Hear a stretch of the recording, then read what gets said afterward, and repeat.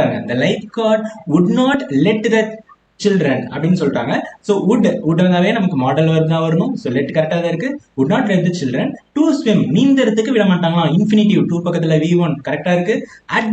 at the deep end of the pool, அதாவது swimming pool இருக்கு பாத்தீங்களா, அதுல டீப் எண்ட், ஸோ கடைசி எண்ட்ல பாத்தீங்கன்னா அங்க ஸ்விம் பண்ண விட மாட்டாங்கன்னு சொல்றாங்க.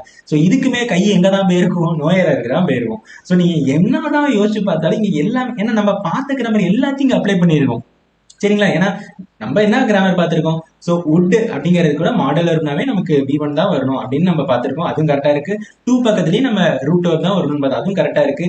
Deep end of the pool, அதுல என்ன பூல், அதாவது குளம் கூட வச்சுக்கலாமே, அதோட கடைசி எண்ட்ல எங்கேயுமே தப்பிலே. அதான் இதெல்லாம் பாருங்களேன், நமக்கு தெரிஞ்ச கிராமர் வச்சு பார்த்தா நோ எரர். ஆனா நமக்கு தெரியாத கிராமர் இருக்கு. அது என்ன அப்படின்னு பாத்தீங்கன்னா, உங்களுக்கு சில வார்த்தைகள் இருக்கு. என்ன, help, make, see, hear, feel, let, இந்த மாதிரி வார்த்தைகள் எல்லாமே வந்துச்சுன்னா உங்களுக்கு என்னதான் வரும் பாத்தீங்கன்னா பேர் இன்ஃபினிட்டிவ் தான் வரும். வார்த்தையில அந்த பேர் இன்ஃபினிட்டிவ் அப்படின்னா என்னன்னு பாத்தீங்கன்னா டூ வராது, அவ்வளவுதான். சிம்பிள். டைரக்டா நீங்க இந்த டூ எடுத்துட்டு லெட் த சில்ட்ரன் ஸ்விம், அவ்வளவுதான். மேபி நான் சிம்பிளா போட்டா உங்களுக்கு புரியும்.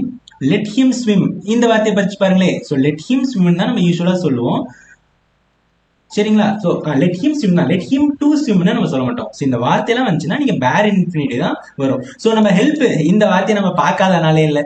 ஸோ நம்ம எத்தனை தடவை இங்க பாருங்களேன், ஐ ஹெல்ப்,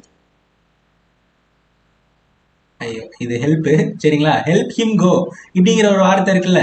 ஸோ அவங்க போகிறதுக்கு நான் ஹெல்ப் பண்ணேன்னா, so I help him to go அப்படின்னு நான் போட மாட்டேன். ஸோ எத்தனை தடவை நம்ம பார்த்துருப்போம், ஹெல்ப் கூட இன்னொரு வெர்பு நமக்கு வந்து இது வந்து சப்போர்ட்டிங் வெர்பா வருதுன்னு சொல்லிட்டு பார்த்துருப்போம். அது ஹெல்பிங் வெர்பா ஹெல்ப் வருதுன்ட்டு. ஸோ இது எல்லாமே இது வந்து ஒரு அந்த பேர் இன்ஃபினிட்டிவ்ங்கிற ஒரு கான்செப்ட் தான். ஸோ அந்த பேர் சொல்லாம நான் சொல்றப்போ உங்களுக்கு ஈஸியா இருந்திருக்கும். நம்ம பேரை சொல்றப்போ ஒரு டிஃபிகல்ட்டா இருக்கும்.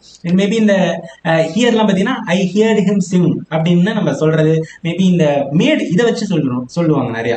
என்னன்னு பார்த்தீங்கன்னா ஷீ மேட் as right, இந்த வார்த்தை பாத்தீங்கன்னா அது யூஸ்வலா டீச்சருக்கு சொல்லுவாங்க, teacher made us to write. இந்த வார்த்தை நிறைய பேர் பார்த்திருக்கலாம்.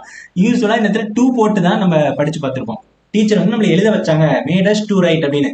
மேடு, மேக் சரிங்களா. இதோட v3 v2 எது வந்தாலுமே அதே கான்செப்ட் தான். ஸோ மேக் வந்தனால இங்க டூ வராது.